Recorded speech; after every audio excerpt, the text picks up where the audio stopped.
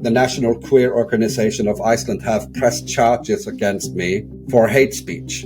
I had criticized Pink News for publishing an article on men breastfeeding children, Regent Street, where you had all these progress flags. Oh, we know where this sort of theme of decor comes from, and then I'm obviously referring to Nazi Germany. To me, this seems like a massive injustice on free speech. He is the most hateful bigot. He is the arch clergy of bigotry in Iceland. What you're essentially saying is you're not allowed to offend people. That's illegal. Civil liberties are actually under threat in Iceland, if you ask me. Iceland is probably the wokest country on the planet. There were posters advocating for BDSM as a sexual orientation. We are transing 13 times more children per capita than our neighboring Denmark. So what are the potential consequences that you could face with this sentence?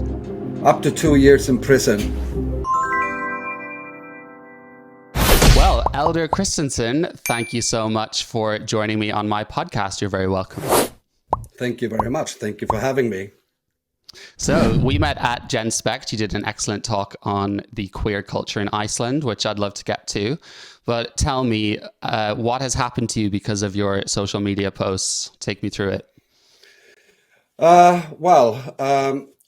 As most people know by now, I'm quite a visible, gender-critical gay man activist in Iceland, and haven't been exactly the most liked person in the queer community since I came out as gender-critical.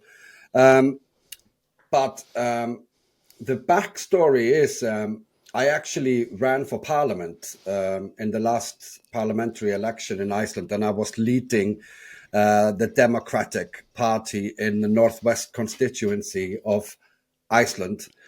And I was actually expecting some sort of vitriol and sort of, bit of turkeys for Christmas. Yeah, Yeah.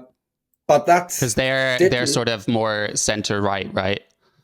Yeah, they are. We my party is center right. Yeah. Right. So, couple of days before the election, I was subject to a massive media, hit campaign by the media. The state broadcaster had my party leader on a live show 4 days before the election, and the state broadcaster accused me of having been arrested by the police outside a school in Iceland for photographing children and staff, which is a complete and utter lie. I don't know what kind of connotations they were trying to make, which is quite scary to think about, to be honest. That's what some of the illegal migrants do here. So probably wouldn't put you in that pocket. Exactly. I mean, everyone can sort of put two and two together. So if you are accusing a gay man who is a bald, middle-aged, being outside school grounds, photographing children, I mean, what kind of connotations are you trying to create there? And they said that I had been arrested by the police for doing this activity, which is complete and utter lie. I've never had any contact with the police ever in my whole life. So, hey everyone, I hope you are enjoying this interview. If you're not subscribed, please hit the subscribe button so you can help my channel reach as many people as possible. And go ahead, hit the like button, you want to. And with that said, let's get back into it. This set a chain of events, sort of started a process of different events, because obviously the very next morning I went to the police and asked them or demanded more rightly to get all documentation about me, so I could clear my name before polling day. And we are only 72 hours before polling day when this happened, and I've been lied about on national TV, on prime time TV, the night before. And then the police is quite strange when I'm there, and they tell me, yeah, well, it can take up to 30 days for you to get your police report. And I say, look, I'm a party leader in a constituency in a parliamentary election, which is happening in 72 hours. I need to be able to clear my name before election, because otherwise this is election interference. And that's, and that's quite serious crime, So they told me that I would then get this police report later in the afternoon or early the next morning, which sort of is doable. I mean, ideally, they should have just given it to me straight away, because there's nothing, or at least I thought there's nothing there, right? But then the next midday, the police call me and tell me that I have been charged, or the lgbtqia plus, the National Queer Organization of Iceland have pressed charges against me for hate speech, and they needed me to come in for questioning as soon as possible. So, day before polling day, I'm dragged into the police station to give a statement on alleged hate crime charges. And I was actually quite surprised when I looked, or when I was told what I was being, what the content of the complaint was. It was, I had criticized Pink News in the UK for publishing an article on men breastfeeding children and or infants, where I say on X or Twitter that men who want to breastfeed children are obviously driven by some sort of fetish, or paraphilia, which is known as pedophilia. And I'm also criticized for criticizing the national parliament for legislating that men can give birth. Wow. I'm also charged for criticizing the Irish Eurovision entry from last year. I'm not kidding, because I said, because I did say, they are waving a certain flag and it looks like a demonic cult. And so I'm also charged. So they also took that into their complaint, and it's just ridiculous. Do you remember that photograph from Regent Street where you had all these progress flags? It was after the Queen's Jubilee, I think. Then Sadiq Khan, the mayor of London, put all these progress flags on Regent Street. So I've seen them. Yeah. So I made a post about that where I said, we know where this sort of theme of decor comes from. And then I'm obviously referring to Nazi Germany, because it was so overwhelming, all these progress flags. So that's also in the complaint. And, it's just ridiculous what they have gathered and, gathered of evidence to try to indict me. But so that happened. Hey guys, if you want to support my channel, you can go and subscribe to the Jack Jewell Uncut Substack, where you can see the full, uncut, untamed, and unashamed takes from this episode, as well as bonus footage seen nowhere else. When people were fighting for gay marriage, there was a conservative push that once you gave the gays this, they would ask for more, and then they would involve children. There was this association between gay people, pedophilia, kink. With what's actually happened, how can we justify that we can be separated from those ideas? Oh, big question. So if you could look into the future in 10 years' time, how do you imagine the state of this queer culture and trans and all things LGBTQ? Link is on screen and in the description.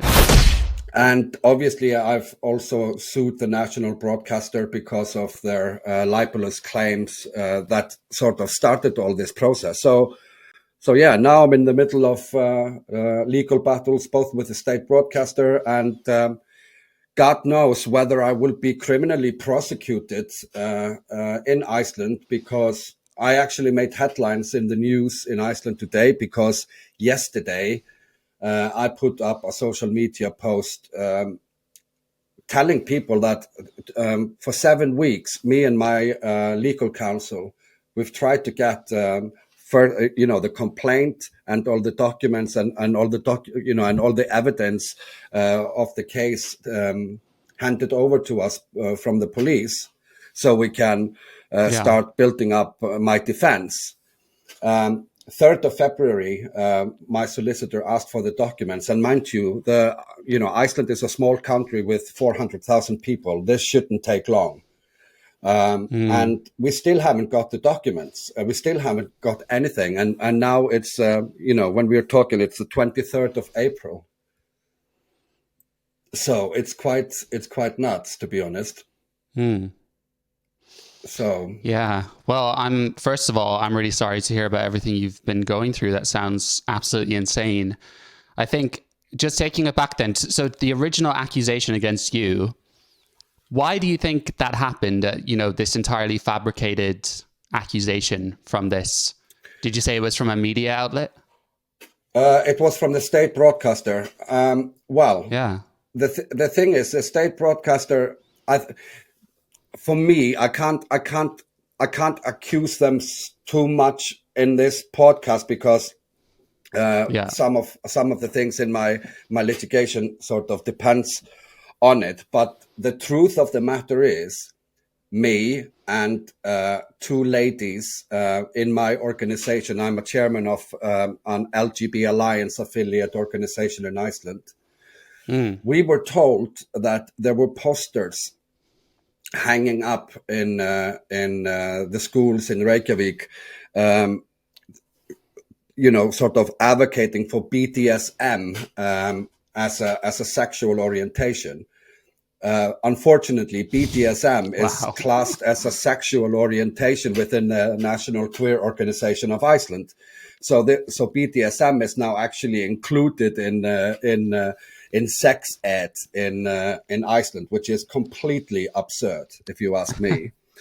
And also, there were posters hanging there, telling children that they can be born in the wrong body and they can have puberty blockers, etc. And we just decided to go into the school after school hours, after children had left the school, and see whether we could just see it for ourselves and photograph it, And we went into the school. We spoke with two ladies who were cleaning the floors and stuff after the children had left the school.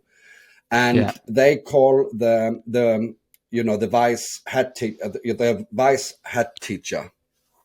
He comes down, and we tell him why we're there, and we just wanted to see the materials, whether that would be okay. And I clocked instantly that he was a gay man, probably in his early 30s. And he was so proud and was like, "Oh yes, I'll show you," and was really jolly about it. And was like, "Yeah, we are quite progressive in the school, and I did take photographs of the posters and everything. And then he looks at me and he becomes a little bit funny, and then he says, "Is your name Eldur?" And I'm like, "Yeah." And his whole demeanor just completely changed and went 180 degrees. Like, "I can't be under the same roof as you. I have to ask you to leave," because he got so upset with me being there. So we just went peacefully and we left the premises after he told us to leave. And, so are you already kind of known at this point? Are you already a candidate? Yes. No, Okay. not as a political candidate. This episode happened actually a year and a half ago. So what has happened is someone along the line, I mean, obviously the trans activists and the trans lobby and all this, gentle woo-woo people, it made headlines that we went to the schools and the Reykjavik school council was upset, and they said that they had informed the police that this hateful organization had been there to check, the children's teaching material. So you know the drill. It's just exactly the same thing that has been happening in other countries. So somewhere along the line, the story has been twisted that, oh yeah, he was taken by the police, photographing children, but the problem is the state broadcaster just repeats it and does no fact checking, and just tells people. It doesn't sound like very effective journalism. So surely they should be used to that. There is no journalism going on in that in the state broadcaster anymore. I mean, they are literally like the BBC on steroids. I mean, the propaganda that they spout is unbelievable. So wow, yeah. So then, and I have to say, I think Iceland is probably the wokest country on the planet, and we can actually clearly see that after what has happened in the UK over the last couple of weeks as well, and in the United States. So. Yeah, tell me a bit about Iceland then, because, and then we'll come back to the court case, because, I don't know Iceland at all. I've never been there. It's not a country I've ever really thought about. I know people have been on holiday there and they've really enjoyed it. But obviously you said it's a small country, right? And I'm from Ireland, which is also a small country. And I'm kind of wondering if there's some parallels, because I've seen Ireland as well change in a very rapid space of time towards these kind of progressive, hard left, woke ideas, or whatever we want to call it. So, what is going on in Iceland politically, and when did things start to change? Well, Iceland has always been, let's start with the basics. So Iceland is a small country, yes, 400,000 people live there. 80,000 of them are immigrants, mostly Polish, which is absolutely fine. It's a good mix. But Iceland has always been quite known for its progressive women's rights. We were the first country in the world to democratically elect a female president, which we did in 1980, when Vigdis Finnbogadóttir was elected. We at the moment, we have 10 political parties, so you always have to form multi-party coalitions to actually be able to form a government, which it is a double-edged sword, whether it's a good thing or a bad thing, because I do like politics where you sort of reach over, consensus politics. But when the political parties are this many, it's actually working against the democracy, because quite a lot of votes also fall dead if, let's say, if the smallest party doesn't reach a certain 5% threshold, they will get no mandates in the parliament. So a lot of votes tend to go dead. I think at the last election, quarter of the votes went dead. So which is a big chunk. Iceland is now female only led country. We have all the top layer in government. It's all women. The president is a woman. The Bishop of Iceland is a woman. The prime minister, the state prosecutor, the chief of police, 7 of 10 ministers in the cabinet are female. So it's all women led. But we've never been in as dire straits when it comes to wokeness and liberties being sort of shaved away slowly. Civil liberties are actually under threat in Iceland, if you ask me, in many ways. You say it's always been quite progressive. I think, well, I mean, in my head, I've always kind of imagined it similar to Sweden and stuff. I don't know if you'd agree with that, but you mentioned the elections, and this is kind of a side note I'm just thinking of, but you see, Iceland has a little bit of an identity crisis, to be honest, because we do want to call us European, but during the Second World War, we were also occupied by the United States and Great Britain before Nazi Germany managed to occupy us. So we get quite a lot of influence both from the UK and the United States, which is a bit strange now, because with all the wokeness and stuff that has been going on, Icelanders are now waking up thinking, what the hell is going on, because they have been in this ultra woke bubble, and now suddenly it seems to be bursting, and they don't quite know how to react and what to do with it. And when you talk about the voting system, then, what we're seeing now in a lot of European countries like Germany, like France, is there is a growing movement against populist parties or hard right. Some people call them far right. Same thing we're having in this country. But, what's commonly happening now is that a lot of the left-wing parties then band together to block out the conservative parties. And we don't really have a far-right party in Iceland at all. I mean, we do have a conservative party, but it's not really a conservative party. It's even called the Center Party, but it seems to be the most conservative party in Parliament at the moment. But there is no like far right, like anti-immigration, and sort of that people sort of associate with racism or xenophobia. We don't have a party like that in Iceland. And how did your party do at the election? Not very good, because it was a new party, and I don't know what kind of impact the attacks had on us. There are 63 seats in Parliament, and we didn't get a seat, but 4 political parties in this round didn't get any seats because they didn't reach the threshold, which is what I'm saying, which sort of comes into what I was saying earlier, that quarter of the votes fell dead because there are so many political parties, and so instead of people actually working together and form bigger parties, that would be a better way forward, I think. But it's not my decision to make, I'm afraid.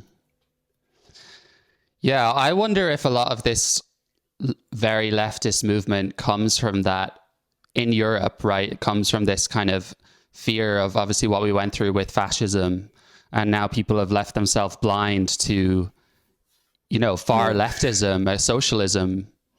Yeah, well, we've always had quite a big left wing in Iceland, but the left wing in Iceland is actually now 2 different left wings. We are now seeing the left wing in Iceland trying to shake the wokeness off itself, and then you have the other woke left, or the crazy left, that are really eager to just double down on the wokeness.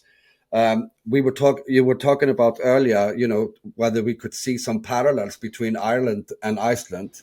We absolutely can, because whispers in Ireland travel very fast, and the word goes around very, very fast. It's the same in Iceland, and in many towns you can literally see the curtains move, so when you walk past the neighbor's house and stuff like that. And I'm sure you are familiar with that from Ireland as well. But yeah, absolutely. I think you've described it perfectly, because I was going to maybe say it at some point, but it's kind of an odd mix of culture that you have, and maybe Iceland is similar, because Ireland has this kind of deep-rooted culture of shame due to the Catholicism and all of the kind of oppressive regimes that were happening in schools, like towards children. Obviously, what happened with the church. And it was really the religious institutions which wielded the power in their villages on, who would be given jobs, like who was in good grace with the community. So obviously no one wanted any family gossiping about them, that someone had had sex before marriage, that there was infidelity, that was just... the worst thing you could imagine in Ireland is having another family talk about you. So the country is very gossipy by nature, but not very direct to people's faces. And it's also extremely conformist. So nobody wants to really stand out. No one wants to stand out. People want to be part of the crowd. And then mixed with that culture of shame, it's weird because, people are very set in their ways. However, once a new idea takes hold, this is just kind of my analysis and theory, but once something takes hold, it spreads like wildfire, and then suddenly no one wants to be the odd one out.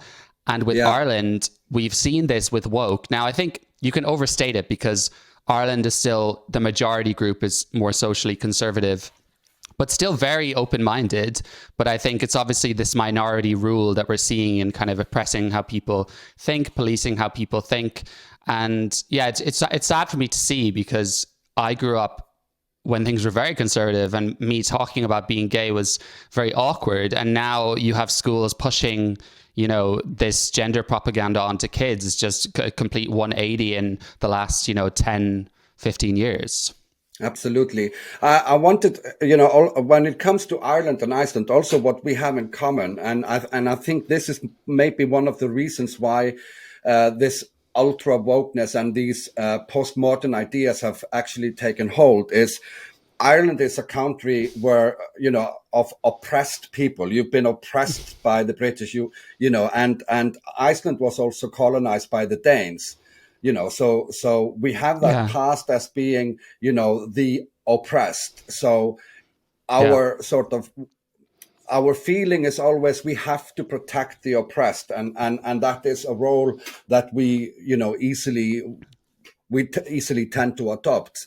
And out of our virtue and out of our own struggles in the past that we were oppressed people.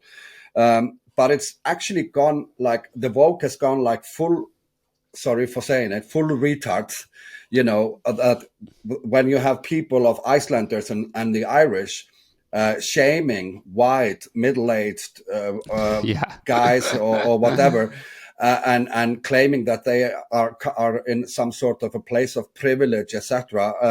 It just becomes so absurd because we are still the same people, and Iceland, at least we were, and we still are to an extent, quite homogeneous people. So when in a homogeneous white population, why is being white then a privilege? It doesn't make sense. Everyone's white. Do you know what I mean? So it doesn't work. But they are still taking these idea and running with them, and it makes absolutely no sense whatsoever. Mm.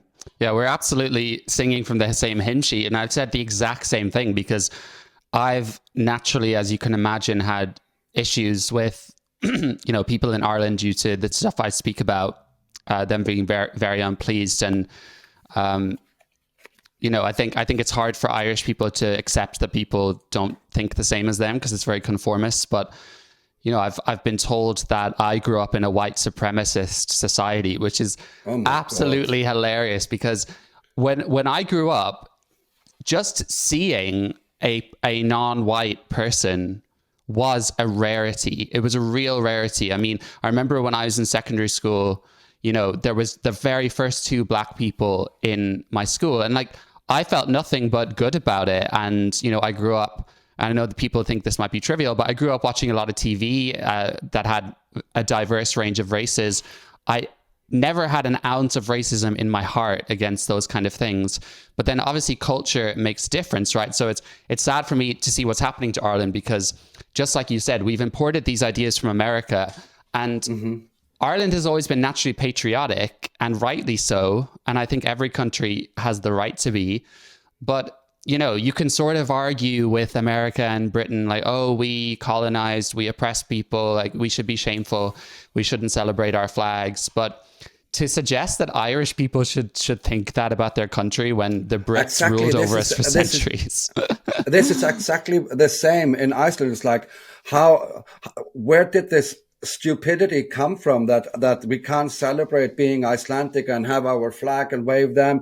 We've only been an independent nation for 80 years, for God's sake, so it just doesn't make any sense. But other thing that I wanted to also draw parallels between Ireland and Iceland is the dishonesty and corruption of activists within this so-called queer LGBTQI movement. As you know yourself, when self-ID only came to Ireland because it was smuggled in the marriage equality referendum. Nobody knew in Ireland that they were actually voting for self-ID as well, because there's no chance in hell people would have voted for self-ID. No. When you voted for gay marriage. And the same thing happened in Iceland. We have self-ID in Iceland as well since 2019.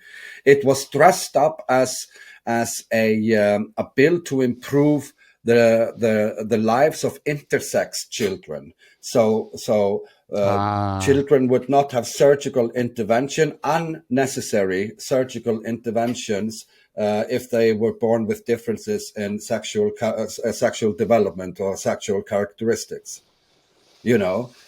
So the self-ID was just sort of hidden away in the bill, and all the focus was on intersex children who underwent unnecessary surgical interventions. I actually read the bill before Parliament passed it, and I was like a crazy guy from the rooftops shouting, like, please, you don't know what you're doing. Please don't do this, And I even had a couple of friends who were MPs at the moment, and one of them was actually sitting in the seat of the speaker while they were doing it. And I was on Facebook Messenger. It was like, do you know what you're doing? It was just nuts. It was nuts. And now in the aftermath, we have the Reykjavik City Council issuing gaslighting material or gaslighting manuals for staff in our public swimming pools and sporting facilities, that they have to condition women to accept men with penises in the showers. It's crazy. Absolutely ludicrous. And I also wanted to touch with you a little bit on the topic of, obviously, with what has been happening in the United States with Donald Trump's executive orders, and obviously now all the Supreme Court judgment in the UK. Trump, put forward the executive orders that now documents need to be correct. They need to reflect your biological sex and not your chosen gender identity. And Icelandic activists are now framing this as it's like what happened to the Jews in Nazi Germany in October 1938, that that their documents were taken away and their freedom of travel was taken away from them, which is absolute nonsense, and it's so crazy, And the National Queer Organization of Iceland have now put a site or a page on their website to help trans refugees from the United States to get asylum in Iceland. And there was a trans woman that came to Iceland a couple of weeks ago with a 9-year-old child. So the Icelandic border police, you have this man in a dress or with a lipstick and a 9-year-old child on a flight from New York City, and start screaming asylum, asylum, asylum, and America is a safe country. So this man got deported, and obviously we don't know the full story, but whether he was even allowed to take that 9-year-old child out of the country. We don't, the thing is, we don't know anything. And the activists are up in arms because a trans woman was sent back to the country of origin, which is very dangerous for this person, etc. And do you know where this trans woman came from? The most woke state, Minnesota, where Tampon Tim is governor. Wow. It's crazy, and now they're just. Now they are, trying to convince American trans people that they can seek refuge in Iceland. And this is our national queer organization. This is our legacy organization. That is absolutely insane.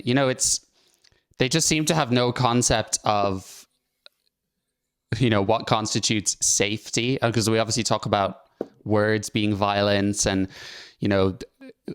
when they have to have a certain marker on their passport, or they're told they can't enter a sport, then suddenly the world's unsafe for them. But then, we see, and I don't want to put everyone in the same bucket, but we see a lot of the same people at these, very, severe Palestine marches, not only campaigning for being anti-war. I think it's fine if you're anti-war and death, but that's not what these marches are. We have slogans that are actively supporting Hamas, and saying resistance isn't violence, when that includes raping and murdering babies. So exactly, it's we have the same in Iceland.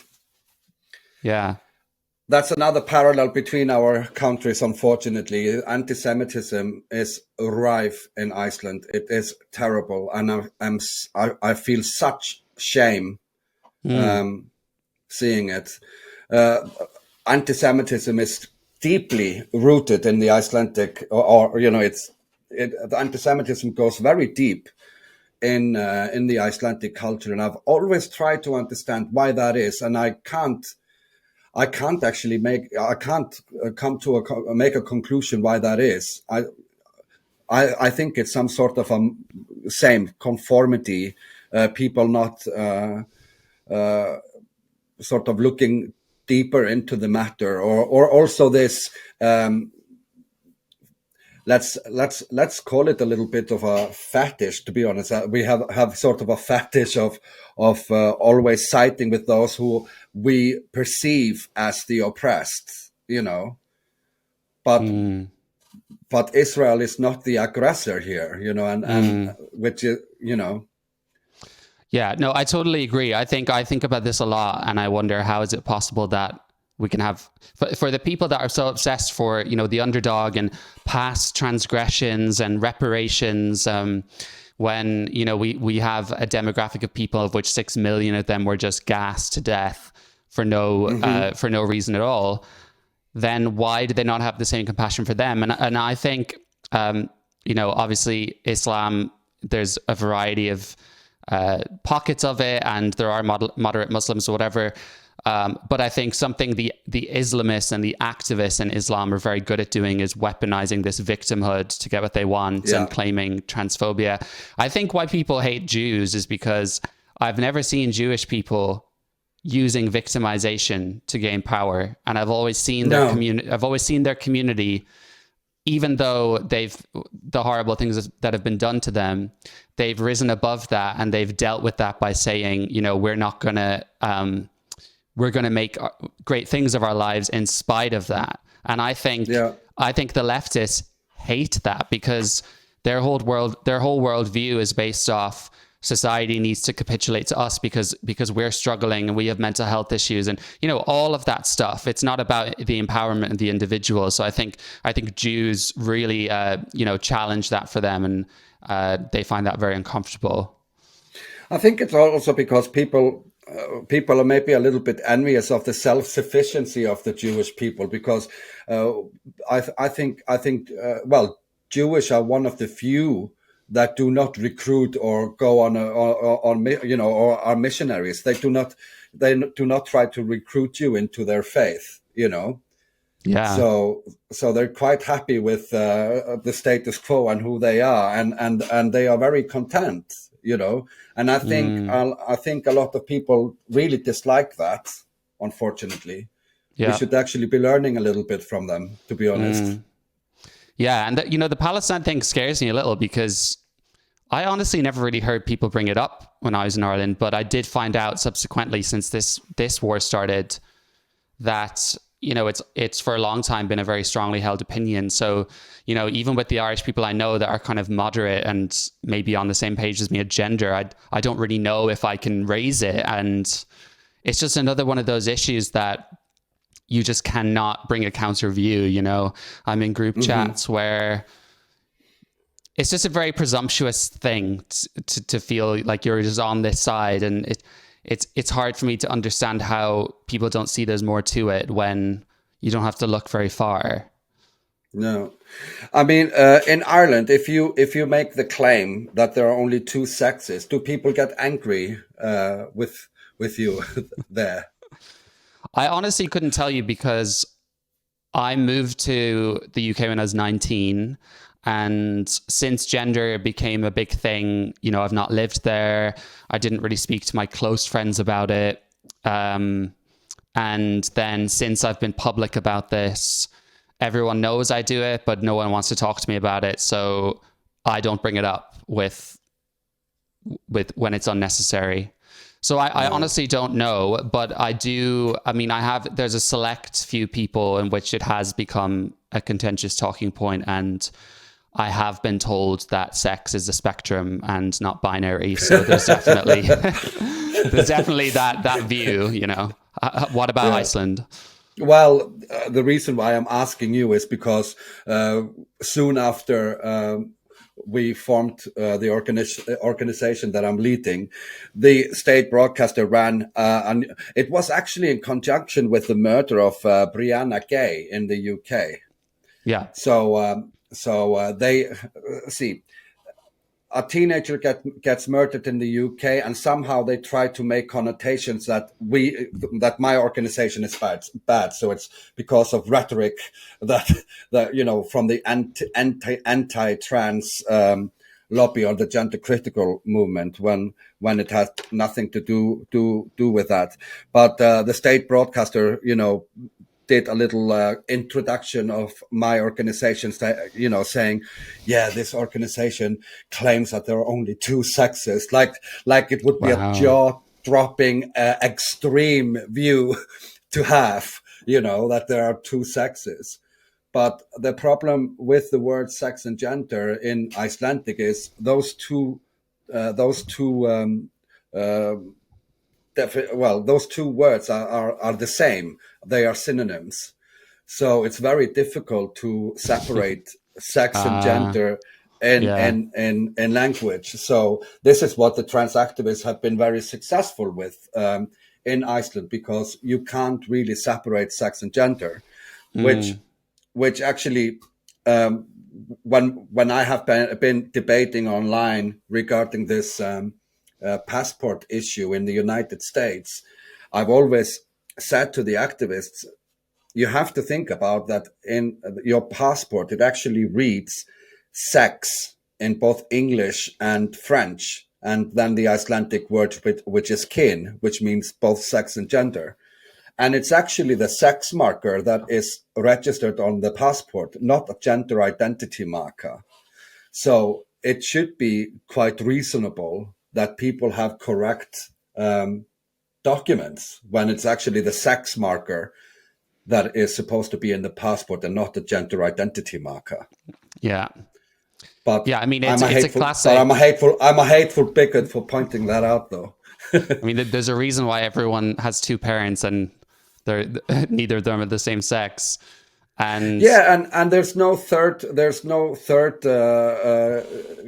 know, gamete. So yeah, and you know, with the passports, the trans activists love to start saying, "Oh, but sex is different than gender," as part of their arguments. But then, as soon as you come to stuff about documentation, then suddenly they're the same thing. Yeah, you know. But it's very funny that And it's also very funny that they sort of determine their gender all based on the stereotypes of what it is to be a man or a woman. I know. Yeah, you guys have heard all my audience. My audience will know exactly what you're talking about. Well, I guess to wrap up kind of on Iceland, something that comes to my mind is, we hear of the silent majority all the time. Ireland actually, when I watched the Eurovision, and let's bear in mind, the Eurovision is something that probably more sort of progressive people like to watch. At least I would imagine so. And Ireland gave the most votes to Israel. So I wonder, is it that actually the silent majority still see sense? I know in the UK, it is absolutely that way. I mean, the polls on transgender issues are very, very, pro the gender critical side. Reform UK is, topping the polls. People are very agreed on immigration issues. Do you feel like things are the same in Iceland? Do we have this silent majority? 100%. 100%. It's a very, very loud sort of media driven, they control the media, almost across the board. And obviously it's sort of the university elites, the media elites, and the sort of upper middle class. It's quite interesting when I've been sort of digging into the demography of the so-called trans children in Iceland. They are all from like the top layers of society. They're all from sort of well-off, wealthy family. And even the Bishop of Iceland, she has a trans-identified son who claims that he's a woman. And against all odds, the sister of the bishop also has a trans child, and it's crazy. I was doing rough calculations yesterday as well, because after the judgment of the Supreme Court in the UK, I learned that only 9,000 people in the United Kingdom have a gender recognition certificate, which is 0.013% of the population. Mm-hmm. So I did a rough calculation. Okay, that 0.013. That means in Iceland we should have 53 people who are identifying as transgender.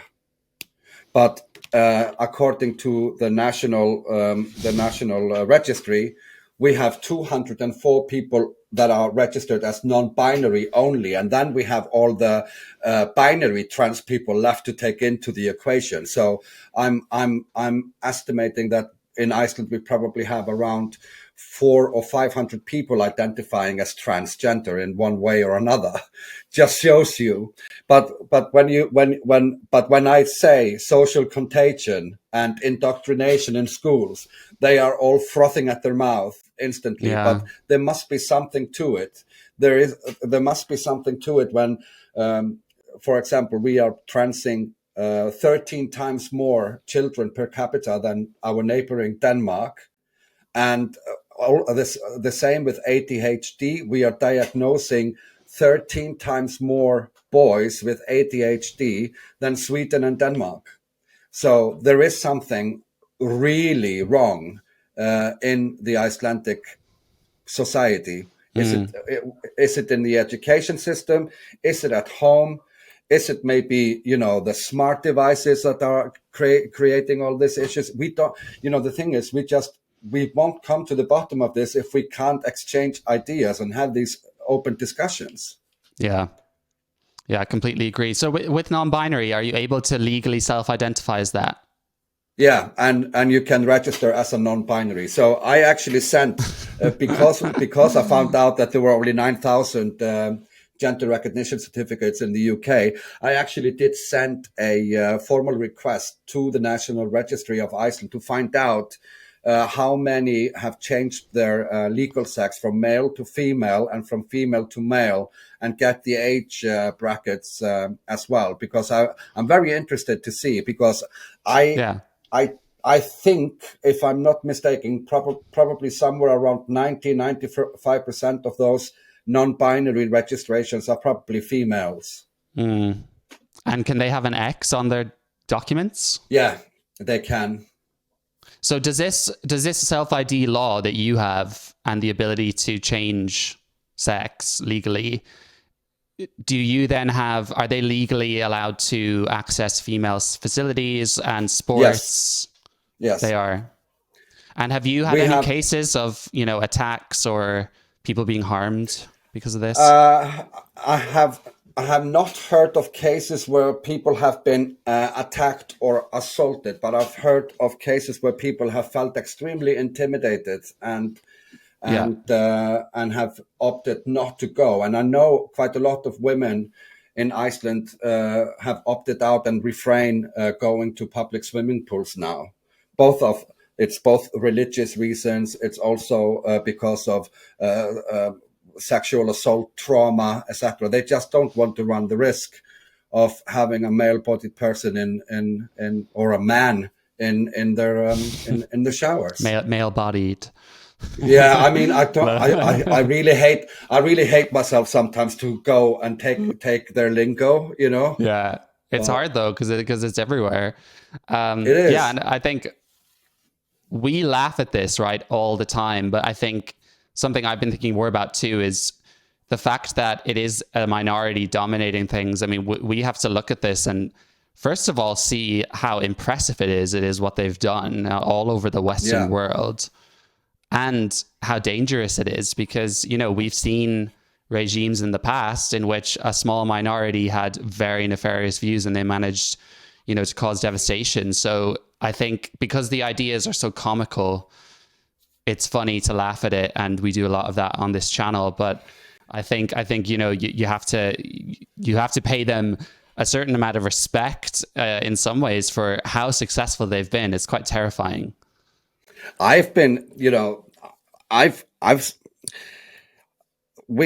to remember as well that this is funded by really oiled money machines like big pharma, etc. And I have peeked into a little rabbit hole sometimes, occasionally, because the HIV and AIDS epidemic with gay men.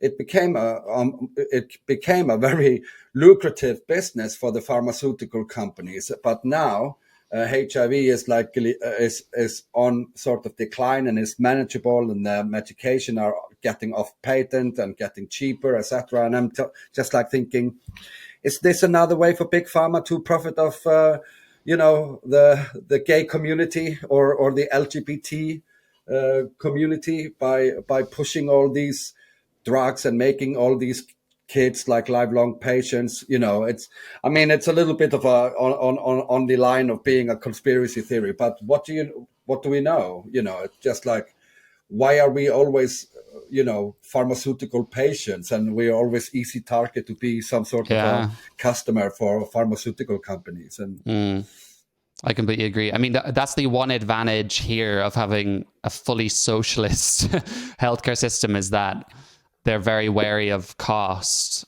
even though the trans stuff has slipped through, but that's starting to change.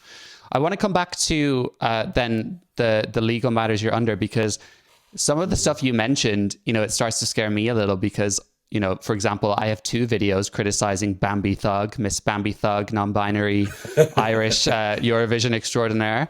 I've talked about and Bambi Thug and her boyfriend, they both identify as non-binary, but even though they're just a straight couple, so if you criticize them, you must be a hateful bigot and transphobic. Yeah, he must get confused on where to put his dick, Well, there's so many holes. So many holes in the argument is what it is. Yeah, so I've made videos about her. I really dislike her. I've discussed the breastfeeding issue, in that it is, related to autogynephilia, the fetish towards being a woman, how that then is perceived in the eyes of this child. I've basically not really gone, I've gone just as far as you have, basically. And, to me, this seems like a massive injustice on free speech. So, like, what are what are the laws in Iceland in regards to free speech, and how can they argue that, you know, what you said about the flags in Regent Street is criminal? To be completely honest, I honestly don't believe that they have a leg to stand on. Okay. However, the state prosecutor. Oh my God, this is gonna sound so crazy, but I promise you, the state prosecutor is a lesbian and a member of the National Queer Organization of Iceland, who has actually pressed the charges against me. So you can Traitor. already sort of, yeah. Well, the thing is, you can just see how. I'm a little bit scared that this might become a kangaroo court situation, you know, where they just want to give me a criminal record just for the sake of it, because if I get a criminal record, then I won't be able to stand for public office again. The only way that I can stand for a public office with a criminal record is to get a presidential pardon. And the president of Iceland is the president of Iceland is the patron of the LGBT queer organization that has pressed the charges against me. You know, so I mean, it's completely absurd scenario. But You know, do you know legally what it says though for you in terms of what are you allowed to say? Because I guess in the UK. Go on. So the law says that if you are not allowed to mock, shame, mock, shame, or let me. I can't remember what it is. You know, you can't speak like in a. This is the thing. The hate crime clause is so vague, ambiguous. You know.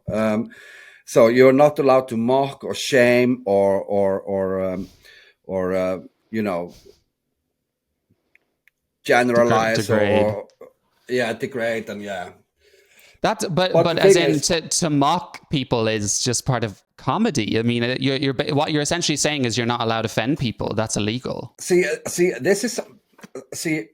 Just today, because I was in the headlines today, I was actually looking on the media on the social media under the news about me, and these people are so nasty, and they're like saying, "Oh yeah, he has this coming from the police. He is the most hateful bigot. He is the arch clergy of bigotry in Iceland, and blah blah blah blah blah, and he's persecuting people." And I'm just like, and I'm thinking, it's like, okay, Eldur, keep away from the keyboard. Just let them vent, you know, because I tend not to go into, when it's personally about me, I just tend to let them vent and I just stay out of it. But I do read it, and I'm just thinking, I'm not attacking anyone personally. I'm not persecuting people. I'm not chasing people on the street and saying, "Oh, you know, you dumb fucking tranny," or something like, you know. I mean, but they act like that's what I'm doing. And it's crazy.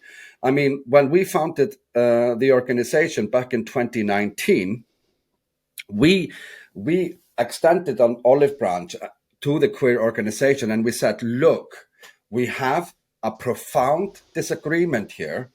Remove the children out of this activism, and scale down on the indoctrination in schools, and then, you know, public opinion and criticism will fade away."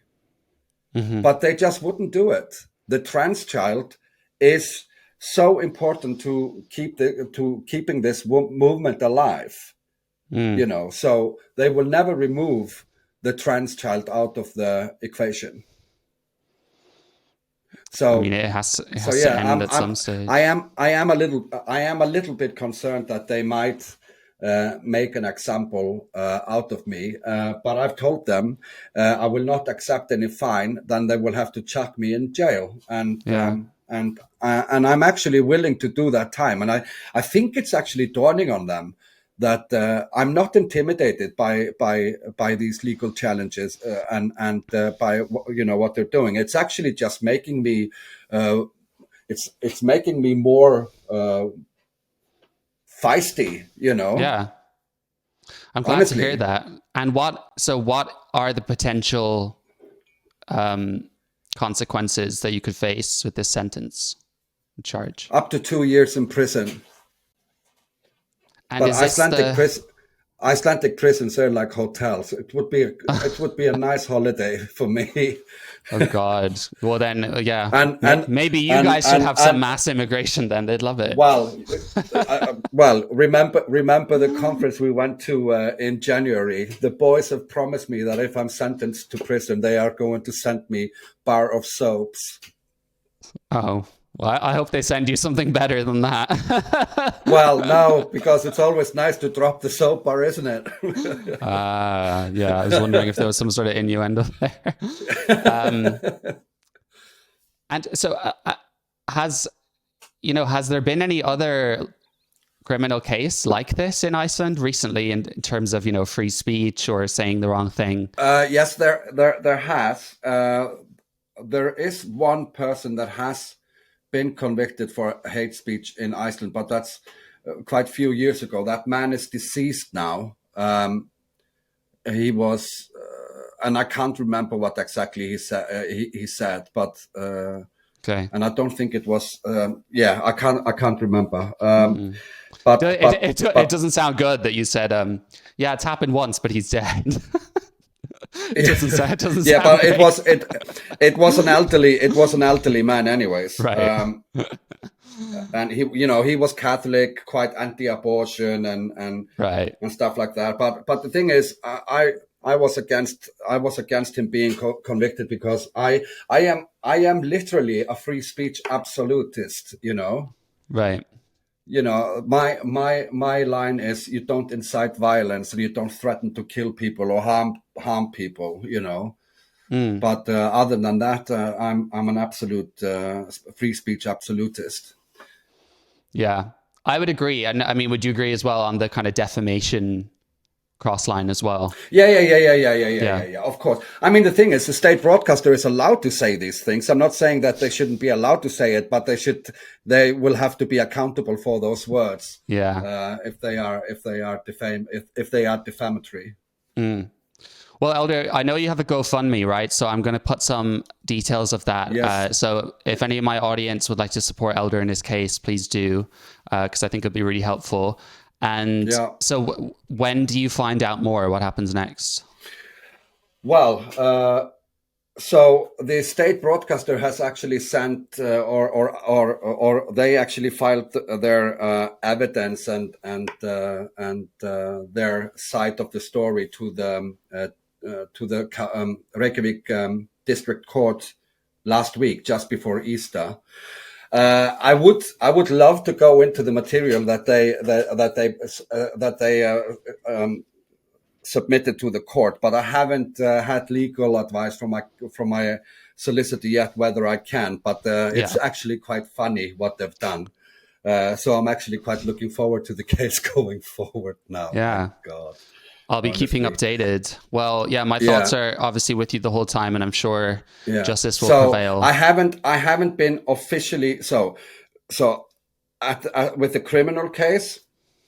That is, it's still just a complaint against me. I haven't been officially charged with the crime, but the police is now sending all the documents over today, they said. So I actually don't know whether they are going to bring a case, but I think they will. I have a feeling that they are going to push ahead with this. The thing is, the queer organization, and there are politicians in the background pulling strings that they want this to go forward. But I'm, like I said, I'm bring it on. Yeah. Well, you have a lot of people behind you, so. Oh, absolutely. I don't think they realize how much support I have. They think that I'm probably some sort of a fringe nutcase that is just spouting all kinds of nonsense. And you have to think about, these people have put a media embargo on me. I mean, the National Queer Organization of Iceland, they have they go to the media all the time. For example, let's take the CAS review, which is a good example. When the CAS review came, they invited the chair of the National Queer Organization straight into the studio, and she is like in the studio saying, well, I actually haven't read the report, but it has no relevance to Icelandic children, you know. Whilst, but at the same time, I was actually having a meeting with the chief medical officer of Iceland, handing over a 10-page extract in Icelandic to her, and going through the CAS report with her. But I wasn't giving a minute airtime in any mainstream media. It's crazy. So that's sort of the differences between the two organizations. Well, Eldur, it's been absolutely fantastic. Thank you for all of your time. I know that you're on X. I said that I'd post your GoFundMe, but anything else you want people to go and look up? No, just follow me on X. I am on Facebook in Iceland. It's the most active social media platform, but yeah, follow me on X, and you'll sort of get the gist who I am and what I'm doing.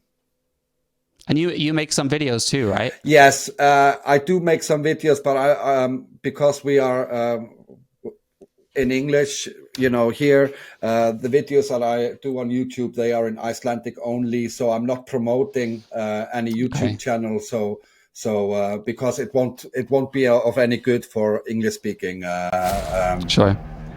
viewers. The only reason why I actually do have a YouTube channel is to leave a document trail of what's been going on and what's happening in my native language. Right. Cool. Well, everyone, watch this space, and thank you so much. Thank you very much.